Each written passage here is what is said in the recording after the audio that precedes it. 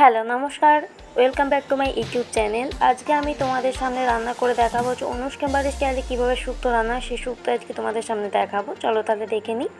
ফার্স্টে আমি কাজুটা কেটে নিয়েছি, আলু নিয়েছি, ডাঁটা নিয়েছি, কাঁচা কলা নিয়েছি, উচ্ছে নিয়েছি, বেগুন নিয়েছি।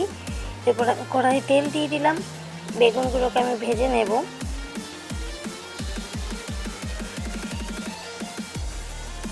কাঁচা কলাগুলোকে আমি দিয়ে দিলাম।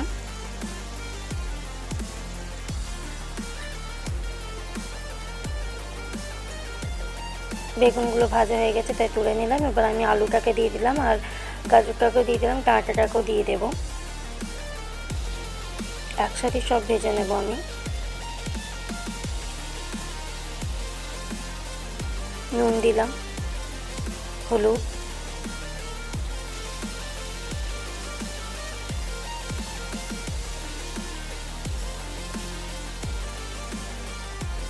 ঢাকা দিয়ে দিলাম ভাজা ভাজা হওয়ার জন্য। দেখো ঢাকাটা তুলে নিলাম।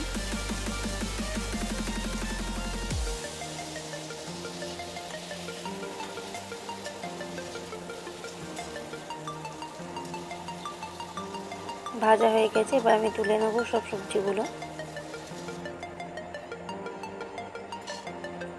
বড়িটাকেও ভেজে নিতে হবে।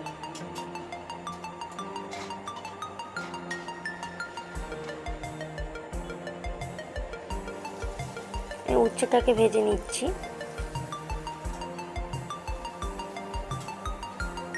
যেহেতু উচ্ছেটা তেঁতো তাই উচ্ছেটাকে আমি শেষেই ভাজলাম, তা নাহলে অন্যান্য সবজিগুলো তেঁতো হয়ে যেতে পারে। তাই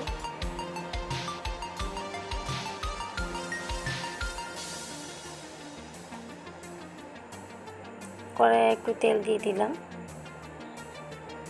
এলাচ দিলাম, জিরে দিলাম, শুকনো লঙ্কা, দারুচিনি, তেজপাতা,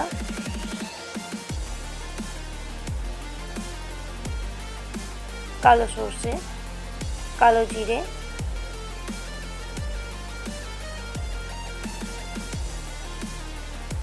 এরপর সব সবজিগুলোকে আমি দিয়ে দেবো, ভেজে রাখা সবজিগুলো। উচ্ছেটা বাদে দেবো, উচ্ছে আর বেগুনটা দিলে একবারে ঘেঁকে যেতে পারে বেগুনটা, তাই আমি বেগুনটাকে আর উচ্ছেটাকে পরে দেবো। পোস্ত বাটা আর কাজু পেস্ট বাটা দিয়ে দিলাম।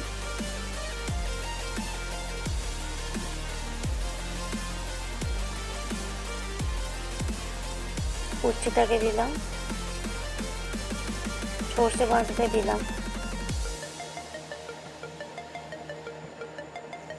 বেগুনটা আর বড়িটা দিলাম।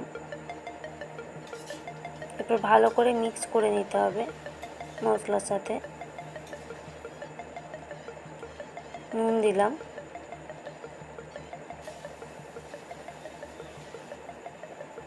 এবার দুধটাকে দিয়ে দিতে হবে। ভালো করে মশলাটাকে মাখিয়ে নেওয়ার পরে দুধটাকে দিলে খুব ভালো হয় টেস্ট আরও।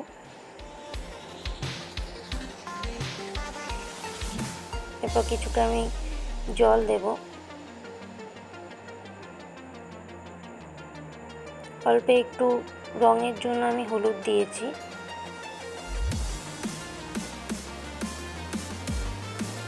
তোমরা না দিতেও পারো হলুদটা।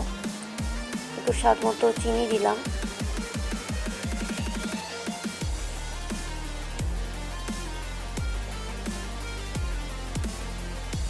কিছুক্ষণের জন্য ঢাকা দিয়ে দেবো।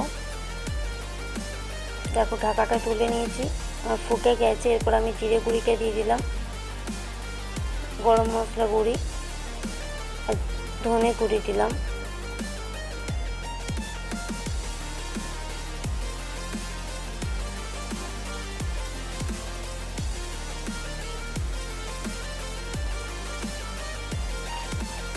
দেখো কত সুন্দর হয়েছে।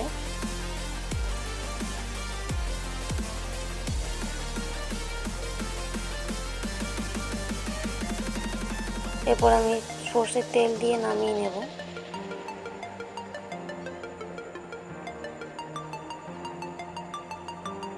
দেখো রঙটা কত সুন্দর এসেছে।